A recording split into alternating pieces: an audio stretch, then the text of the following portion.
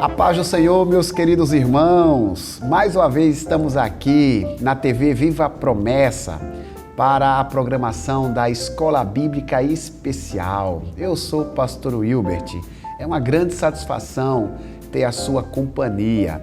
E desde já, como de costume, eu quero pedir a sua ajuda para que este canal possa chegar a outras pessoas, possa abençoar outras vidas. E uma das maneiras que você pode contribuir para nos ajudar nesse sentido é compartilhando o link desta programação. Caso você não seja inscrito, não deixe de se inscrever. Ao final da nossa programação, deixe o seu like. Também é importante que durante a exposição da nossa Escola Bíblica Especial, você possa participar emitindo o seu comentário no chat. Se prepare.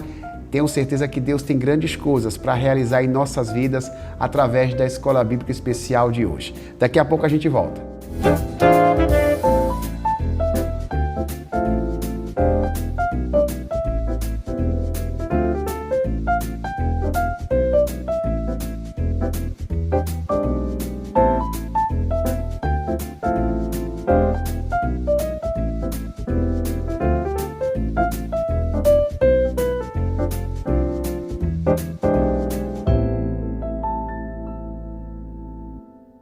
Maravilha, meus irmãos, estamos de volta. Mais uma vez, manifestar o carinho a todos vocês de casa, vocês promessistas espalhados por todo esse Brasil. Quem sabe alguns promessistas também do exterior estejam nos assistindo. Quero também dar boas-vindas àqueles que não são promessistas, aqueles que são de outras denominações religiosas. Vocês também são muito bem-vindos aqui à nossa programação. Talvez você seja uma pessoa que esteja aqui conosco porque recebeu o convite de alguém da nossa igreja. De repente você não é evangélico. Nós também temos muito carinho pela sua vida e entendemos, à luz do evangelho, que a palavra de Deus também é para você.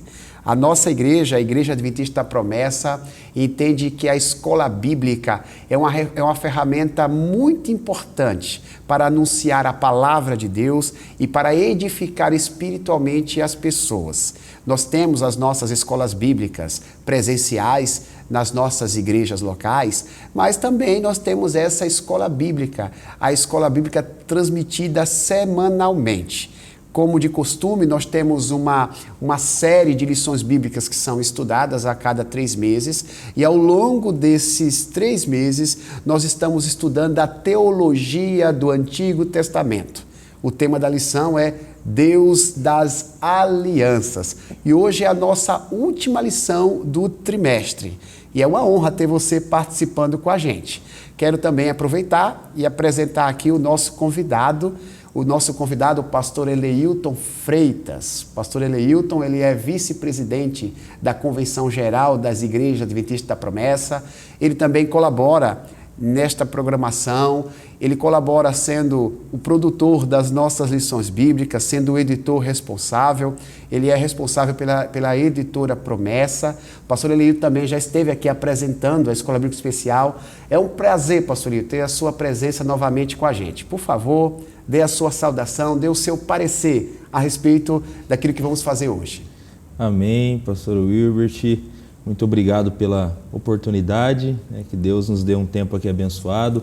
A paz do Senhor para todos aqueles que estão nos assistindo agora, irmãos, irmãs, aqueles que de alguma maneira receberam esse link e acessaram esse conteúdo. Que Deus abençoe a gente, que seja um tempo produtivo aqui conversando sobre esse tema do Antigo Testamento. Esse foi até um trimestre diferente, um trimestre que teve 14 sábados. Verdade. Hoje é a lição de número... Geralmente são 13, né? Geralmente são 13, Nós estamos na lição de número 14, Então vamos conversar um pouquinho sobre esse tema aqui, dessa 14ª lição, para concluir essa série sobre esses temas do Antigo Testamento. O pessoal se preparando aí já para o novo ano, para 2023, e nada melhor do que a gente fazer uma reflexão sobre estes ensinos do Antigo Testamento, antes de começar aí 2023. Obrigado, pastor, seja muito bem-vindo. Hoje nós vamos conversar sobre o tema específico, Dia do Senhor. Esse é o tema da lição de hoje. A gente vai seguir a didática de sempre, a gente vai comentar um pouco a respeito do conteúdo que está expresso na nossa lição bíblica, mas a gente vai estar também respondendo as perguntas que estão sendo apresentadas nela. Aqueles que costumam assistir a nossa escola bíblica para poder se preparar para a escola bíblica presencial vão ter a oportunidade de ouvir comentários a respeito do nosso conteúdo. Se você não tem a lição bíblica, você também vai ser abençoado. Nós vamos facilitar a sua participação, porque as 4 primeiras perguntas vão aparecer aqui na parte de baixo da tela. E não esquece também de participar do chat. A sua participação é muito importante. Pastor Eleilton, o tema de hoje, o Dia do Senhor, é uma frase corriqueira no Antigo Testamento. A gente lê em diversas partes do Antigo Testamento esta frase, o Dia do Senhor, e o nosso desafio é entender o que isto significa. E o texto base da nossa lição diz: ai de vocês que anseiam pelo dia do Senhor. O que pensam vocês do dia do Senhor? Será dia de trevas, não de luz. Esse versículo bíblico está em Amós, capítulo 5, versículo 18. Pastor Eleilton, por favor, nós gostaríamos de lhe ouvir a respeito desse tema, o dia do Senhor, você fazendo também um link aqui com o texto base. Por gentileza, queremos lhe ouvir, fique à vontade. Vamos lá. Bom, essa expressão, Dia do Senhor, de fato é uma expressão corriqueira no Antigo Testamento, como você menciona, e é uma expressão que diz respeito ao futuro. Quando os profetas falaram sobre o Dia do Senhor, eles estão pensando sobre um evento que aconteceria no futuro. Então, essa, na verdade, é a proposta dessa lição. É o que o Antigo Testamento falava a respeito do futuro, né? Aqueles servos do Senhor que viveram ali naquele tempo. Porque assim como nós, que também temos, às vezes, curiosidade, às vezes queremos saber sobre eventos futuros, sobre quando Jesus voltará, né? Nesse período da pandemia mesmo, cresceu demais o interesse nesses assuntos escatológicos. Verdade. Nesses assuntos relacionados aos últimos tempos, né? Será que a pandemia já é um sinal da grande tribulação? Será que Jesus está voltando? Então, assim como na igreja há esse interesse por assuntos relacionados aos últimos dias, no Antigo Testamento não era diferente. Então, eles também acabaram desenvolvendo ao longo do tempo uma esperança em relação ao futuro. E muito dessa esperança pode ser resumida nessa expressão, o Dia do Senhor, né? Interessante que o texto base da lição, que é o texto de Amós, ele enfoca o aspecto negativo desse dia, né? Porque ele fala, vocês estão achando que esse dia vai ser um dia de... O que é que vocês pensam desse dia? Você acha que vai ser um dia de luz? Está achando que vai ser um dia de luz? É um dia de trevas, né? Escuridão. Isso, é um dia de juízo. Então Amós já está focando nesse aspecto negativo do dia do Senhor, porque não vai ser só um dia de bênção, né? O dia do Senhor também traz juízo, né? Punitivo da parte de Deus. Então Amós foca essa questão, mas enfim, eles têm essa expectativa futura, eles têm uma fé, né, no futuro. E é até interessante entender isso, porque nós estamos falando aqui de servos de Deus que viveram antes do Messias aparecer, antes do Messias vir à Terra. Quando nós pensamos sobre o futuro, nós já estamos pensando sobre o futuro falando de uma segunda vinda de Cristo, porque para nós o Messias já veio, já cumpriu o plano de redenção na cruz. Agora eles não, eles ainda estão vivendo antes do Messias, né? E até, às vezes é difícil compreender bem essa questão da escatologia, dos últimos dias no Antigo Testamento, né? Por conta de algumas coisas que os profetas falaram sobre o dia do Senhor, que não se cumpriram com a vinda do Messias, que não se cumpriram quando Jesus veio, né? Então, assim, é interessante analisar dessa perspectiva, porque apesar de os profetas e o Antigo Testamento falar sobre o futuro, eles não tinham clareza sobre como e nem sobre quando tudo isso aconteceria. Quando o Novo Testamento é escrito, quando Jesus vem, a revelação de Deus ela é progressiva, né? Aí começa a ficar claro para a gente. Então, para nós hoje é tranquilo fazer essa leitura, que nós já estamos vivendo do lado de cá, né? Depois da cruz, o Novo Testamento escrito, a gente consegue olhar para o Antigo Testamento e fazer essa diferenciação. Opa, isso aqui ele falou, ele está pensando que aconteceria aqui, mas na verdade, com a revelação progressiva, a gente já entende que é algo que vai acontecer no final, né? Mas eles não tinham muito essa ideia quando escreviam, né? Então, acho que a lição de hoje vai deixar isso um tanto quanto claro, né? Você falando aí sobre essa expectativa pelo que está por vir, né? Você falou do ponto de vista religioso, é verdade. Todo religioso que se preze, eu estou falando de modo geral, ele tem os seus questionamentos, ele tem suas curiosidades sobre o dia de amanhã. Mas eu penso, pastor Elito, que isso também é inerente ao ser humano como um todo, né? Eu falei agora há pouco, estamos aí no final do ano, né? É muito comum as pessoas pensarem a respeito do ano seguinte. Como é que será o ano que vem? Será que a minha vida será melhor do que foi no ano anterior? Então, essa expectativa pelo depois faz parte aí dos sentimentos das pessoas, né? Então, isso é muito comum. Só que a gente não pode, de maneira nenhuma, perder a perspectiva espiritual dessa expectativa. A Bíblia, ela prevê essa expectativa do dia de amanhã e ela fala sobre o dia do Senhor. É uma palavra, como você disse, uma palavra técnica escatológica, né? É uma palavra que se refere aos dias finais da existência do universo. O que é que a Bíblia fala sobre o amanhã, sobre o aparecimento glorioso de Jesus? No Novo Testamento, a volta de Jesus, como você disse, o dia do Senhor, ele fica até mais claro do que para as pessoas do Antigo, porque ali o Messias tinha vindo, tinha morrido na cruz, tinha ressuscitado, os anjos prometem que um dia ele vai voltar, mas no Antigo Testamento não tinha tanta clareza assim, né? Porque era tudo novidade para ele.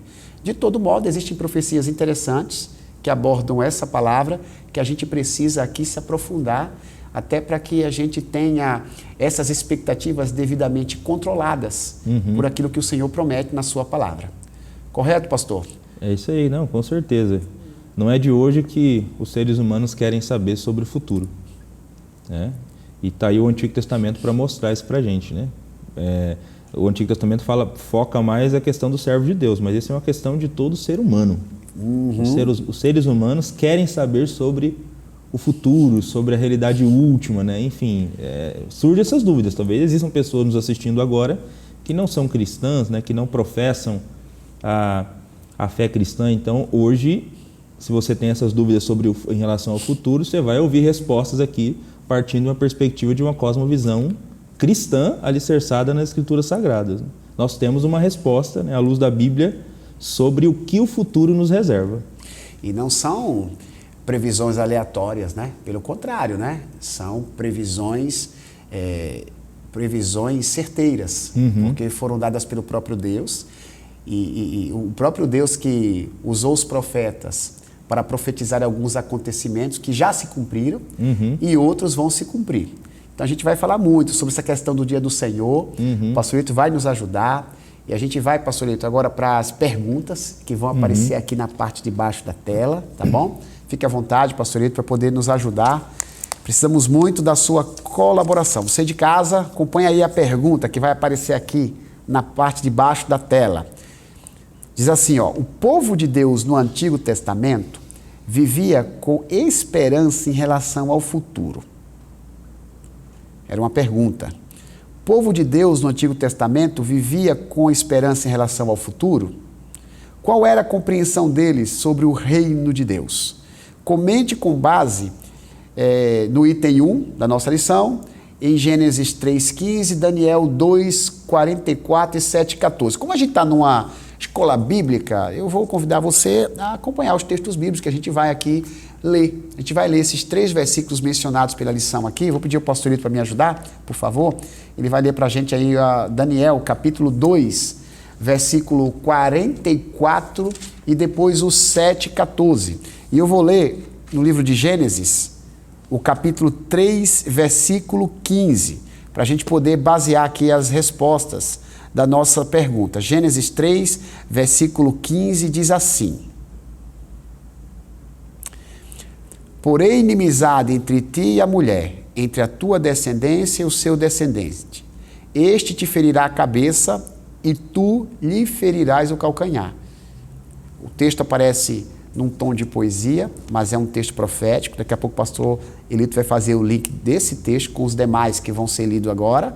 E respondendo essa primeira pergunta aqui. Pastor, por favor, Daniel 2:44 e 7:14. Ok. Daniel 2:44. Mas durante o reinado desses reis, o Deus do céu levantará um reino que não será jamais destruído. A soberania desse reino não passará a outro povo, mas ele destruirá e consumirá todos esses reinos e subsistirá para sempre. Maravilha. Daniel 7:14. O pastor acabou de ler 2:44, 7:14. 7:14. E foi-lhe dado domínio e glória e um reino para que todos os povos, nações e línguas o servissem. O seu domínio é um domínio eterno, que não passará, e o seu reino é tal que não será destruído. Nós temos 2 livros em questão, pastor, aqui, para falar sobre essa expectativa do povo do Antigo Testamento em relação ao futuro. Nós temos o livro de Gênesis, Moisés escrevendo, falando a respeito das sentenças de Deus pelos pecados cometidos pelo casal no Jardim do Éden, e de repente Deus aparece, como eu disse, até em tom poético, fazendo uma previsão, né? Deus faz uma previsão, e depois nós temos o texto aí de Daniel, um profeta que também tem essa capacidade de prever o dia de amanhã. Pastor, sobre esses 2 textos, esses 3 textos, a princípio Gênesis, o que é que essa palavra de Gênesis tem a ver com essa expectativa do povo do Antigo Testamento em relação ao futuro? Ok. É até interessante esse texto de Gênesis 3:15, porque é um texto em que nós temos a primeira menção da vinda de Cristo à Terra. O texto fala sobre o descendente da mulher que viria para destruir ou derrotar o descendente da serpente. Então é a primeira menção que a gente tem à vinda de Jesus à Terra. E aparentemente o povo de Deus do Antigo Testamento, eles desenvolveram toda a sua fé com base nessa expectativa. Eles acreditavam que um dia o descendente da mulher viria. Aí o Antigo Testamento vai se desenrolando e essa promessa vai ganhando outros contornos, né? Então, esse descendente da mulher vai ser alguém da tribo de Judá, né, cuja tribo o cetro não vai se afastar. Depois vai ser alguém da tribo de Judá, mas é da família de Davi, é da descendência de Davi. Aí surge a ideia de um ungido. Deus vai dando detalhes. Deus vai dando detalhes. À medida que o Antigo Testamento vai se desenrolando, vai aparecendo detalhes nessa promessa. Então aqui é um descendente da mulher, né? Você tem até o próprio Abraão, né? Os descendentes dele, por meio do qual as famílias até seriam abençoadas. Mas aí você tem aqui você tem a ideia da tribo de Judá, que o cetro vai ficar na tribo de Judá.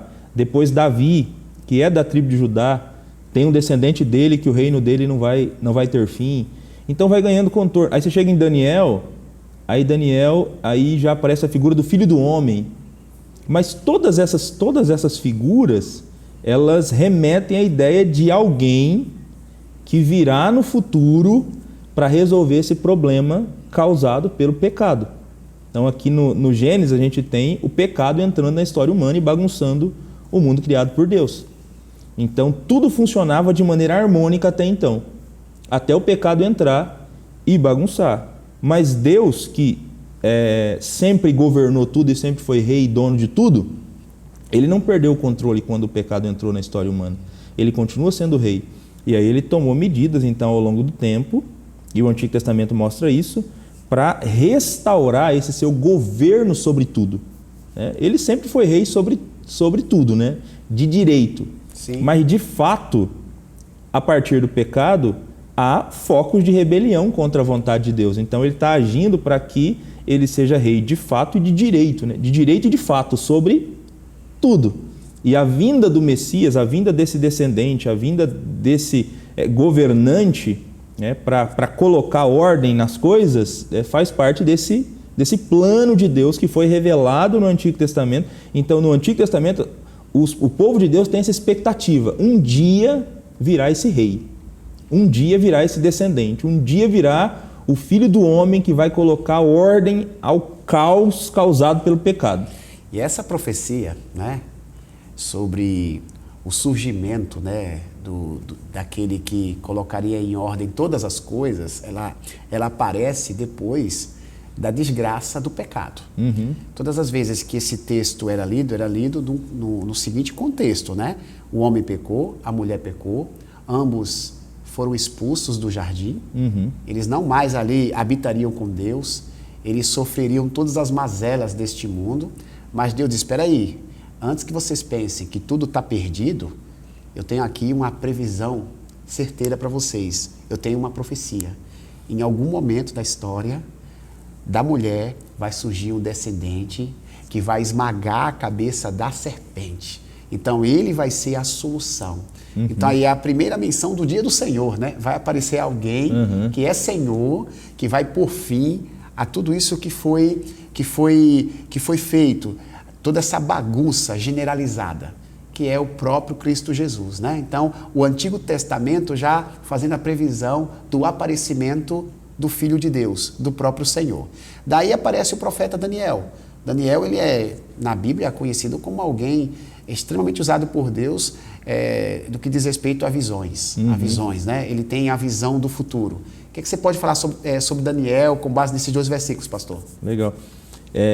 Só voltando um pouquinho nessa tua fala, é por isso que a gente pode dizer que a fé do povo de Deus no Antigo Testamento, a fé de Israel, era uma fé escatológica. Legal. Porque eles desenvolveram todo o pensamento deles, desenvolveram toda a missão, a vida deles, com essa expectativa, né? Um dia Deus vai entrar na história, né? Um dia Deus vai enviar esse descendente, vai resolver esse problema, né? Então eles sempre tiveram essa expectativa em relação ao futuro. Sobre Daniel, nesse primeiro texto que a gente leu, Daniel 2,14, é aquela famosa visão da estátua do Nabucodonosor, né? Que ele tem a visão de uma estátua, né? Que tem a cabeça de ouro, que tem um peitoral de prata, né? Tem a cintura de bronze, as pernas de ferro, o pé misturado com barro e ferro. E aí depois tem uma pedra, né, que vem e destrói essa estátua e ela se transforma numa montanha que enche toda a terra, né? Então, a visão de Daniel é uma visão de sucessão de reinos, né? Babilônia, Pérsia, depois a Grécia, depois o Império Romano, né? Então, essa visão vai mostrar uma sucessão de reinos, né? De impérios sobre a terra, e a figura dessa pedra que destrói essa estátua é a figura do reino de Deus, o reino de Deus que vem quando o rei chegar. Quando esse rei que o povo espera, né, aparecer, o reino de Deus vai ser estabelecido sobre toda a terra. E Jesus vai reinar sobre toda a terra. E não vai ter nenhum reino que poderá subsistir ao reino dele, porque ele vai reinar eternamente. Ele vai derrotar todos os inimigos e opositores, né, de Deus, de sua vontade. Então os impérios humanos, eles vão cair e o reino de Deus será estabelecido de modo pleno. Então eles têm essa expectativa, né, desse reino que vai chegar para inundar toda a terra, né, para encher toda a terra com a vontade e com a glória de Deus. E aí, conjugado com essa ideia, você tem aqui no capítulo 7 o Filho do Homem. A ideia do Filho do Homem, né, vindo sobre as nuvens do céu. Então esse governante, esse rei, né, ele aparece aqui com tons também divinos, assim, né, de alguém que vem do céu, né, e que vem para reinar, inclusive para destruir um governante iníquo, né? No capítulo 7 lá, a gente tem a figura do anticristo que está reinando, que derrota os santos, né? Que aí já é uma figura mais do final dos tempos. E o Filho do Homem vindo para colocar um ponto final também a todas as barbaridades que ele tem feito e a todo o sofrimento que ele tem causado ao povo de Deus, né? Então, o povo de Deus no Antigo Testamento tem essa expectativa, né, da vinda desse governante para estabelecer o reino de Deus de maneira plena sobre a terra. Nesse sentido, pastor, é bem possível a gente imaginar que alguns judeus tiveram dificuldade de entender o sacrifício de Jesus, a morte de Jesus, por causa dessa grande expectativa gloriosa, né? Porque, de fato, desde o Antigo Testamento, a promessa é de que o reino de Deus seria estabelecido. E algumas pessoas elas não perceberam, pelo próprio Antigo Testamento, que no meio deste percurso o Filho de Deus seria moído pelas nossas iniquidades, teria que morrer. O reino vai ser estabelecido, mas a morte dele faz parte do processo. E talvez essa expectativa, né, pela manifestação da glória de Deus, fez alguns não enxergarem que no processo haveria também a sua morte. Né? Mas o povo de Deus do Antigo Testamento sempre teve essa ideia escatológica. Não, um dia, a gente hoje vive sob o pecado, mas um dia o reino de Deus será devolvido aos homens. A gente vai poder viver em plena felicidade. Pastor, a segunda pergunta, a gente vai novamente aqui fazer uso da Bíblia Sagrada. Eu queria pedir a sua ajuda novamente para ler no livro de Isaías, capítulo 6, versículo 13, e depois o capítulo 9, versículo 22. Enquanto o pastor folheia, eu vou fazer a leitura da pergunta. Como eu disse, vai aparecer aqui embaixo. Continue deixando seu comentário. À luz de textos do Antigo Testamento, é possível afirmar que a nação de Israel acredita em um futuro em que um remanescente seria restaurado? Baseie-se no item 2 do comentário anterior e em Isaías 6, 13, 9, 22. Pastor, por favor, faça a leitura para a gente. Ok. Diz assim: mas se ainda restar nela a 10ª parte, também será destruída, como o terebinto e o carvalho que depois de derrubados ainda deixam o toco. A santa semente é o seu toco. Aí agora Isaías 10, 22, né? Acho que a lição colocou 9, mas é o 10, é o 10, 22. Porque ainda que o teu povo seja como a areia do mar, só um restante voltará. Ó Israel, a destruição está determinada, virá transbordando de justiça. Pastor, texto profético é preciso assim muito cuidado para poder interpretá-los, né? Então assim, vou aí explorar aí o seu conhecimento exegético, hermenêutico, nos ajuda a entender essas duas profecias aqui do profeta a respeito do que nós estamos conversando hoje. Vamos lá. Nós estamos tentando elencar aqui na lição quais eram as expectativas de Israel em relação ao seu futuro. Então, nós já mencionamos aqui que eles têm a expectativa do estabelecimento do reino de Deus. Essa é uma expectativa que eles têm. A outra expectativa que eles têm, que a gente encontra no Antigo Testamento, é a ideia da restauração de Israel. E aí, essas expectativas aqui, elas estão vinculadas, né? E quando que elas começam a surgir? Elas vão começar a surgir quando o povo de Deus se afasta da sua vontade, começa a cometer pecados, e Deus começa a dizer que o povo vai ser destruído. O reino do norte já tinha sido destruído pela Síria. Verdade. Agora nós estamos falando do reino do sul, que vai ser destruído pela Babilônia. E começa a ter profecias de destruição e de juízo contra o povo de Deus. Então eles vão para o cativeiro babilônico. Só que mesmo antes de ir para o cativeiro babilônico, você já tinha essas profecias de que Deus ia restaurar o remanescente fiel. Sim. Então o povo de Deus, mesmo depois do juízo, mesmo depois de ir para a Babilônia, eles têm essa esperança, né, de que eles serão restaurados no futuro. E aí tem agora essa profecia aqui de Isaías, que é exatamente nessa linha, né? É interessante esse texto de Isaías, porque quantas vezes a gente já não participou de conferência missionária em que a gente ouve pregação sobre esse texto de Isaías capítulo 6 e que fala, né, da descrição bonita ali do trono de Deus, né?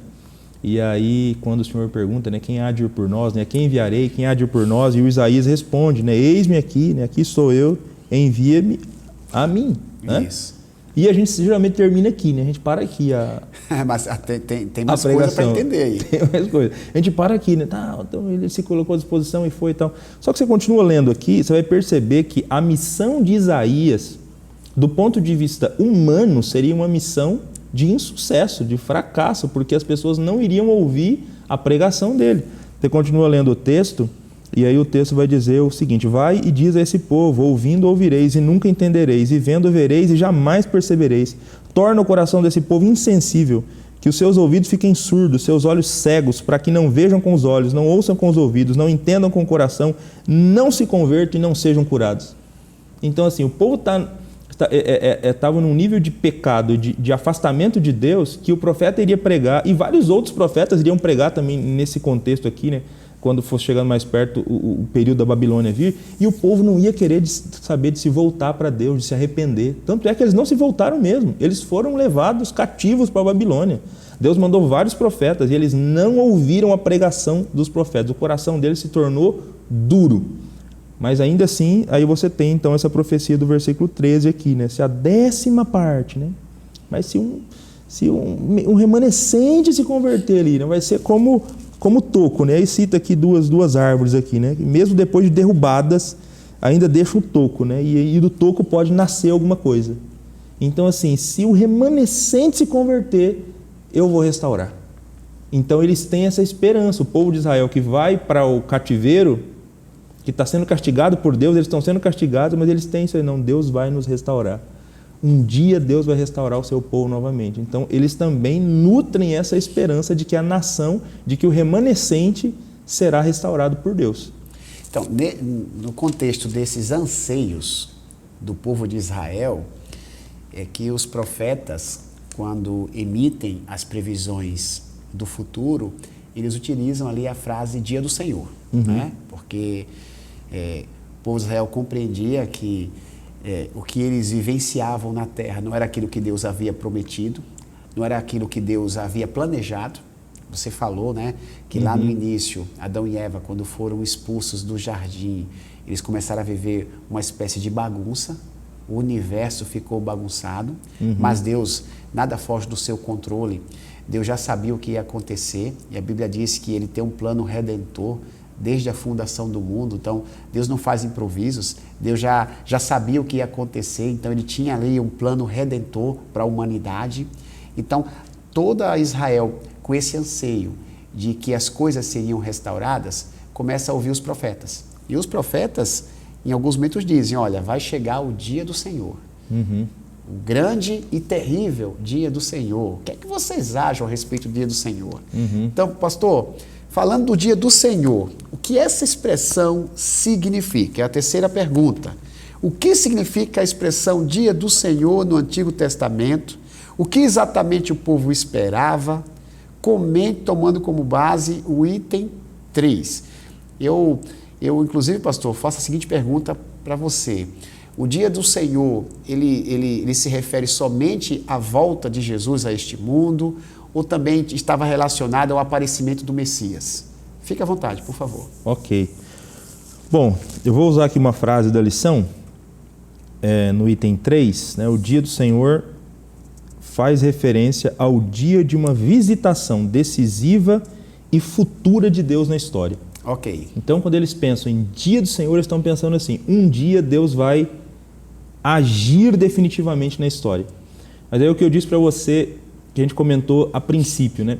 Eles não têm muito essa ideia nem de como e nem de quando isso vai acontecer. Vai ser resolvido. Agora, como e quando é uma outra questão.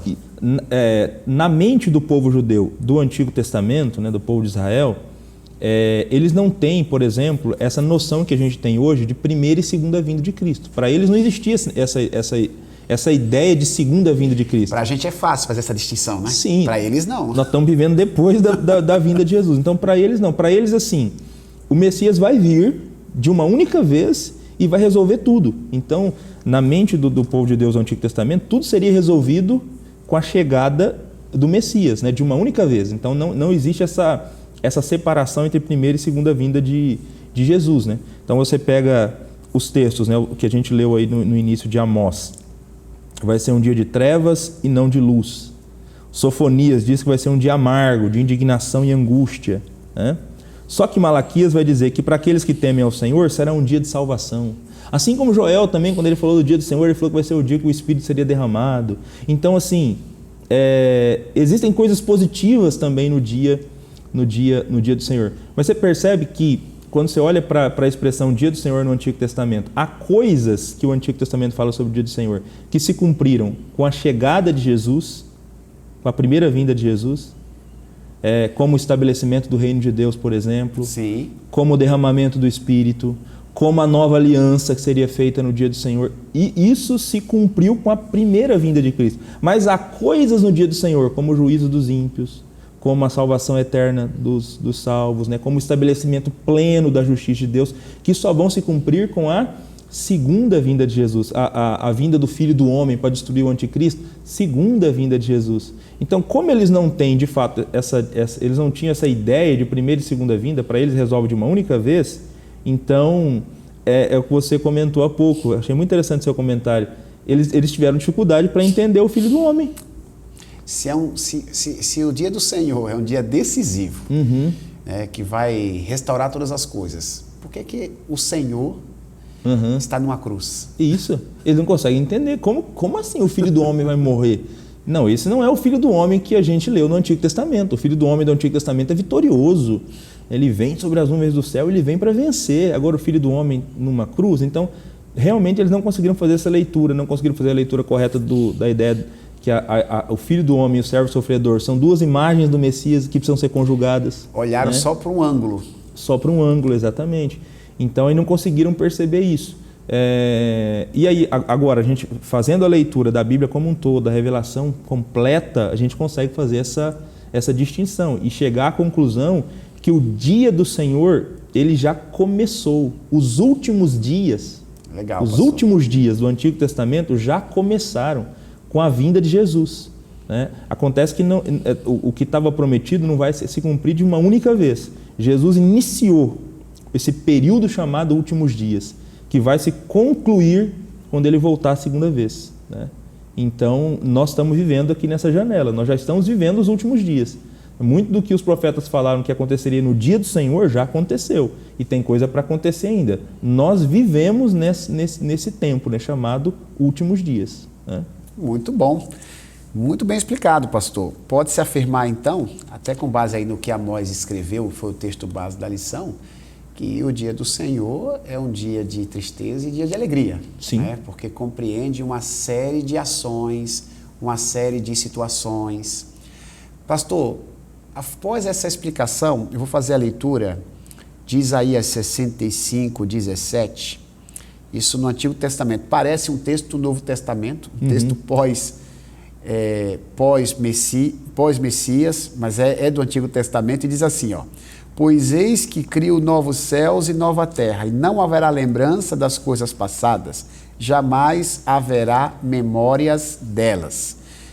Texto do Antigo Testamento falando de novos céus e nova terra. Aí a pergunta diz: no Antigo Testamento havia uma esperança de restauração de toda a terra? Acho que o próprio versículo aqui, ele deixa claro, né? Sim, com certeza. Então, é o que a gente comentou, né? Quando fala do dia do Senhor, eles também têm essa expectativa de novos céus e nova terra. Eles não sabiam distinguir, porque, me permita, pastor, a gente tem que fazer a leitura também do tempo, né? Porque às vezes a gente quer que as pessoas daquela época, elas entendam as profecias como se estivesse vivendo hoje. Não, elas viveram num tempo completamente diferente. Algumas coisas não tinham acontecido, né? Então, assim, nessa ideia de dia do Senhor, eles sabiam que ia ter juízo. Vai ter juízo, vai ter trevas também. Mas, espera aí, vai haver novos céus e nova terra. É isso aí. E na mente deles, quando isso vai acontecer? Quando o Messias vier. Então, assim, na primeira vinda do Messias, quando o Messias aparecer, já vai ter novo céu e nova terra. Porque eles não têm essa ideia, essa dimensão de primeira e segunda vinda de Jesus, que o Messias volta para o céu e que ele vai retornar para completar o que ele iniciou. Até porque a revelação de Deus é progressiva e talvez eles não conseguem compreender tudo isso, né? Não conseguem compreender. E aí, na linguagem e na medida da revelação que eles tinham naquele momento, né, da história, o Isaías profetiza aqui sobre a realidade dos novos céus e da nova terra. Então ele fala que vai ter novo céu e nova terra, né? Até tem algumas passagens aqui até difíceis de entender, né? Não haverá mais criança que viva poucos dias, nem velho que não complete os seus anos, porque morrer aos 100 anos será morrer jovem, né? Quem morrer com 100 anos é porque é alguém que foi amaldiçoado. Então, assim... Só para ajudar, o pastor está lendo outro versículo, né? De Isaías 65, né? Isso. Aliás, de Isaías 11, né? Não, eu estou lendo, né? Eu li o 65, 20 aqui, isso, só continuando aqui no 65, né? Então, aí aqui fala sobre o lobo e o cordeiro pastando junto, o leão comendo feno com o boi, e a comida da serpente será o pó.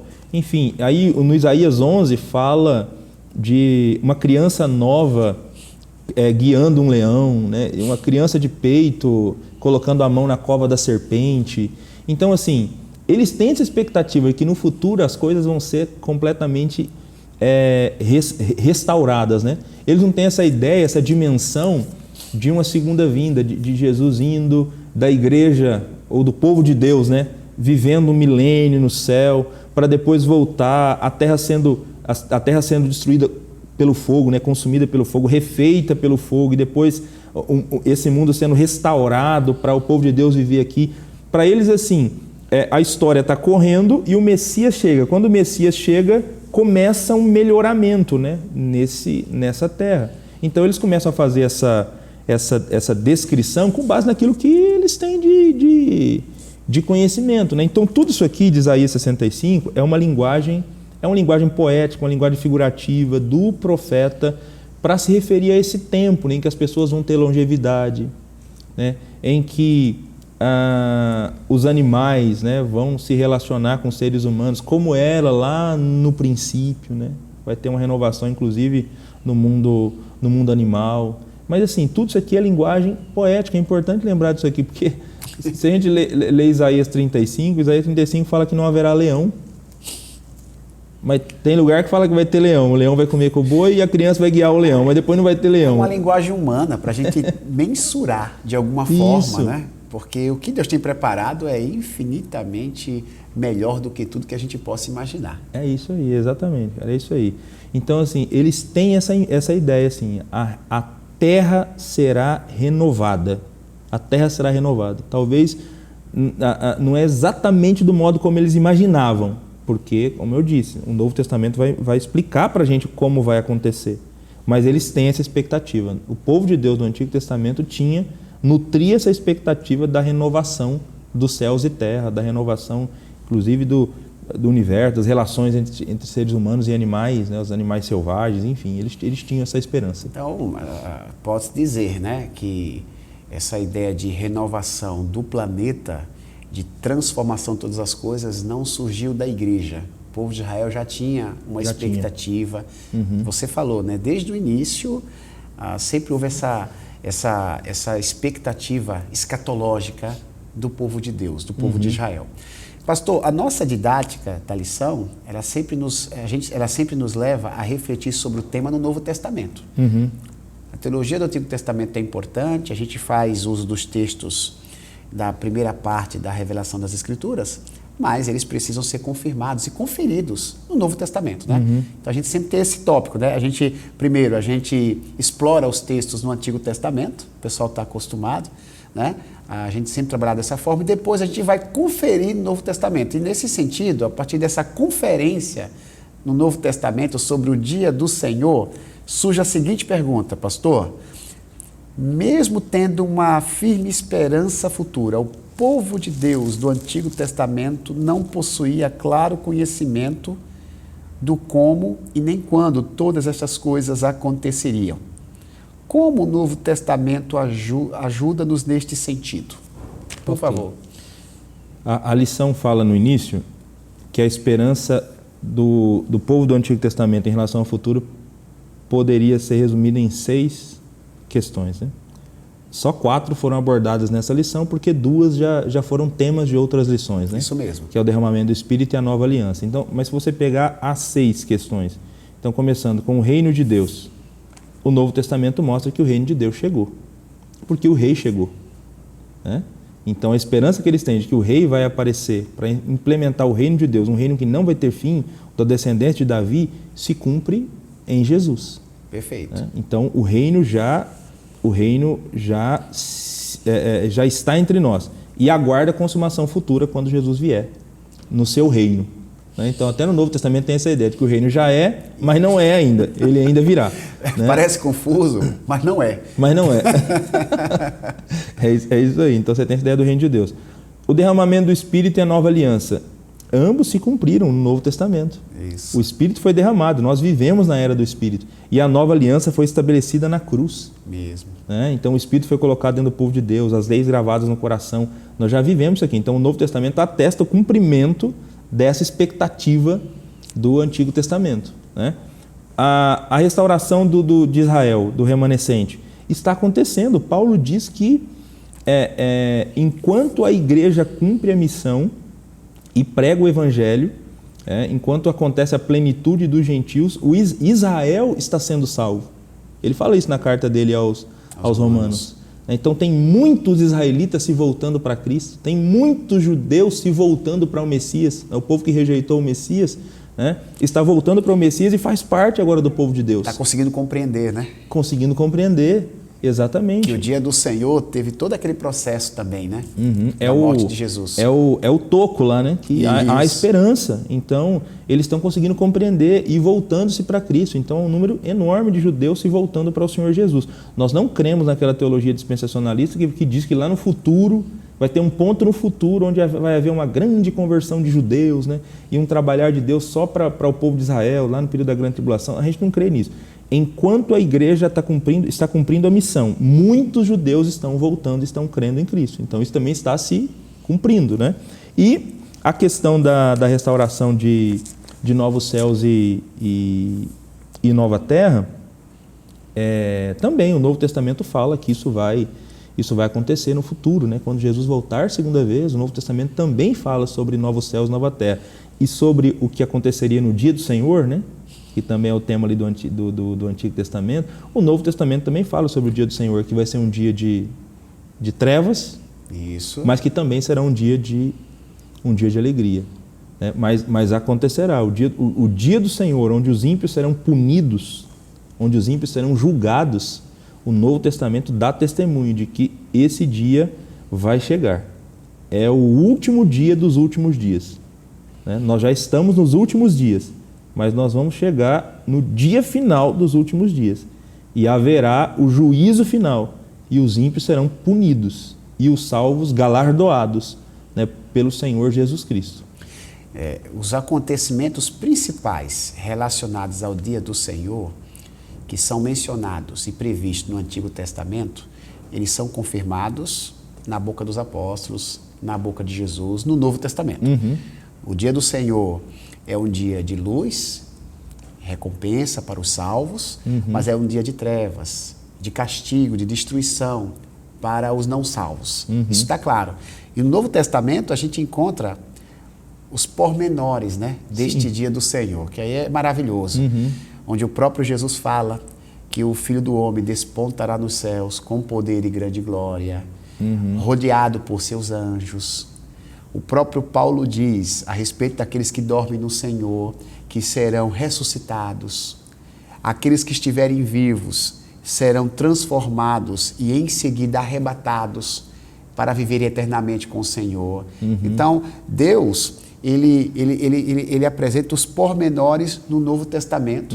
Os acontecimentos principais, eles são confirmados, né? Porque no Antigo Testamento não tinha os detalhes que nós temos no Novo Testamento, mas tinha-se a ideia de que tinha juízo e tinha galardão. Né? Sim. Tem destruição e tem salvação. Então o Novo Testamento confirma, só que o Novo Testamento vem esses pormenores. É isso, né, pastor? É exatamente isso aí. O Novo Testamento destrincha para a gente essas doutrinas que são apresentadas aqui de modo geral no Antigo Testamento. Elas vão ficar claras na revelação progressiva, né? Isso. Só para citar um exemplo aqui de Daniel 7, quando fala lá daquela ponta pequena que é o anticristo. O Novo Testamento deixa claríssimo quem é esse personagem, né? Chamado anticristo, que é quem o Filho do Homem, quando ele vier segunda vez com poder e glória sobre as nuvens do céu, ele vem para destruir esse personagem, né? Que vai estar oprimindo o seu povo. Então, assim, o Novo Testamento ele acaba destrinchando, ampliando, trazendo detalhes, né, sobre essas doutrinas apresentadas aqui né, de maneira incipiente, de modo geral, no Antigo Testamento, né? Então a gente encontra isso aqui. E, inclusive, o Antigo Testamento é base para muitas interpretações que nós fazemos aqui relacionadas à escatologia, relacionada ao final dos tempos, né? A gente faz link uma coisa com a outra, né? E o próprio Novo Testamento fala, né, sobre os novos céus e nova terra, e apresentando que será um lugar de paz, onde Deus vai limpar dos olhos toda lágrima, não haverá mais dor, não haverá mais luto, porque Deus fará nova todas as coisas. Maravilha, pastor Eleilton. A gente aí conferindo no Novo Testamento o que significa dia do Senhor. Os profetas falaram sobre esse dia. O Novo Testamento confirma a palavra dos profetas. A gente está aprendendo a respeito disso. E é muito importante nós fazermos uma aplicação pessoal de tudo que a gente entende das Escrituras. A teologia é fundamental. A gente precisa crescer no conhecimento. Mas a própria Bíblia nos propõe crescermos na graça, permitir que esse conhecimento nos transforme. Então, diante daquilo que a gente aprendeu, pastor, nós temos uma recomendação aqui na lição, no tópico, que diz o seguinte: creiamos, um dia o Redentor irromperá na história outra vez. Frase muito interessante. Um dia o Redentor, o Senhor, Jesus, irromperá na história outra vez. Pastor, diante desse conhecimento que a gente está absorvendo hoje, a sexta pergunta nos faz o seguinte questionamento: quais são os maiores desafios que o povo de Deus do nosso tempo enfrenta para manter sempre firme a crença na volta do Senhor Jesus? Do seu ponto de vista, quais são os maiores desafios nos dias de hoje? Eu penso que nós vivemos uma sociedade extremamente materialista, secularizada, hedonista. As pessoas são amantes do prazer, amantes do dinheiro, amantes do poder e reféns do hoje, individualistas, né? A gente brigando pelas melhores posições no trabalho, né? E às vezes a gente se esquece do dia de amanhã. Eu não estou dizendo para quem está nos acompanhando, né, que você não deve lutar para melhorar na sua profissão, né, para ser um melhor profissional, para se capacitar mais, para desejar crescer aqui nesse tempo, né, como profissional. Mas às vezes essa busca desenfreada e esse modus operandi desse sistema, né, que nos cerca, nos faz gastar e viver a nossa vida pensando que tudo que a gente tem é o que a gente tem hoje. E o que a gente tem é o que tem para hoje, né? E a gente esquece de olhar para o futuro. Esquece de olhar que tudo o que nos cerca, isso aqui um dia vai passar. Paulo disse: esperamos Deus apenas para esta vida, esperamos Cristo apenas para esta vida, seremos os mais miseráveis dos homens. Os mais miseráveis dentre os homens, é isso mesmo. Acho que essa palavra de Paulo resume muito bem isso. Então, eu acho assim, nós temos esse grande desafio, né, diante da sociedade que a gente vive, de nunca perdermos essa expectativa de que um dia Jesus Cristo voltará, um dia Jesus vai irromper a história. E esse senso de urgência, né, de que um dia ele vai voltar e de que nós já estamos vivendo os últimos dias, deve nos mover a viver nesse tempo final que a gente tem, a viver para a glória de Deus, a lutar, sim, para construir a nossa vida, para dar dignidade para a nossa família, enfim. Mas nunca nos esquecermos de que a gente está aqui para viver para a glória de Deus e que um dia Jesus Cristo vai voltar segunda vez. Inclusive nesse tempo que a gente está vivendo agora, nós estamos na última semana do ano. Pois é. Nós estamos na última semana do ano. Você vai estudar essa lição bíblica na sua igreja local ou onde você for estudar, ela está marcada aqui para o dia 31, um dia antes. Então, assim, é um tempo em que as pessoas estão fazendo planos, estão pensando, né, sobre o futuro, estão refletindo sobre a vida. Então, aproveite esse tempo para colocar também nos seus itens aí, ó, Jesus vai voltar. Tudo que você for pensar, decidir, né, pense também com esse pano de fundo. Tem uma fé escatológica. Sim. Né? Jesus voltará, Jesus vai irromper na história novamente.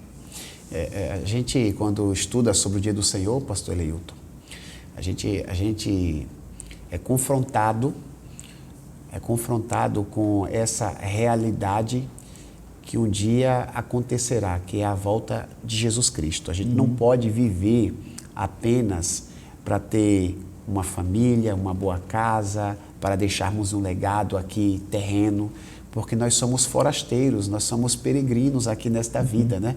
Então, essa perspectiva do dia do Senhor nos faz pensar que nós temos algo maior para receber do que tudo que essa vida possa nos oferecer.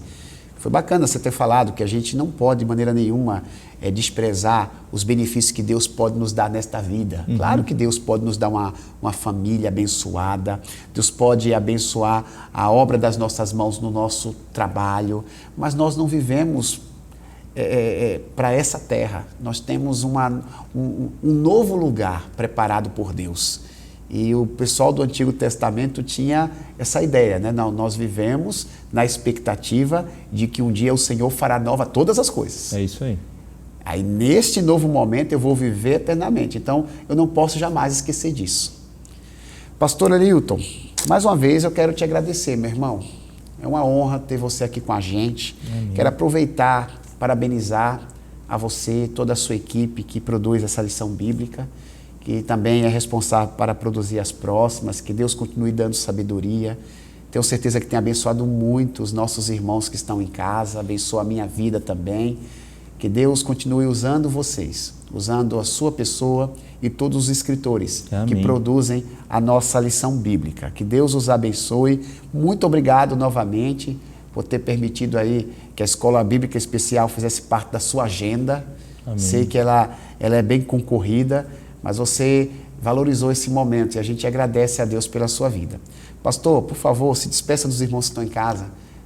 Por gentileza, o pessoal quer ouvir mais uma vez a sua palavra e faça uma oração nos abençoando, por favor. Amém, amém.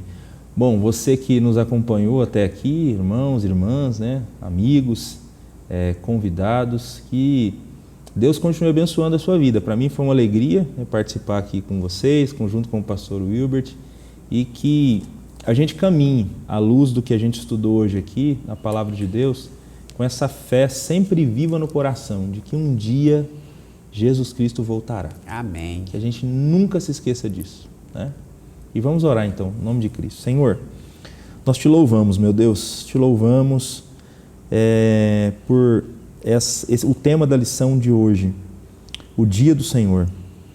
Te louvamos porque desde o início da história do seu povo, o Senhor quis colocar no coração do seu povo essa esperança em relação ao futuro. Lá no início, quando o pecado entrou na história, o Senhor já falou do descendente que viria para derrotar todos os opositores da sua vontade, Deus, para derrotar os descendentes da serpente.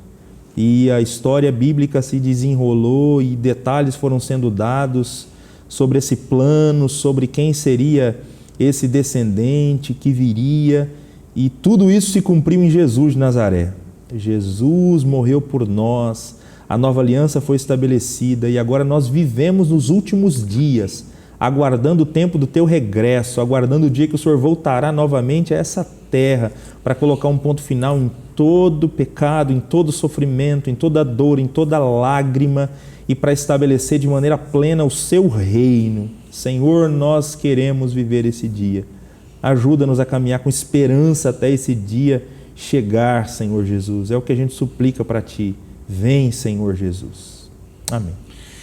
Amém. Meus amados, muito obrigado. Que Deus abençoe vocês. Obrigado por ter estado conosco ao longo desses estudos a respeito do Antigo Testamento. 2022 está se findando, a gente louva ao Senhor pela vida de vocês. Se Deus quiser, estaremos aqui novamente em 2023, estudando a Palavra de Deus a respeito de outros temas tão relevantes como estes. O meu muito obrigado, não se esqueça, compartilhe o link, deixe o seu like, se inscreva no canal. Obrigado a todos, que Deus abençoe, um ano novo abençoado para você e sua família.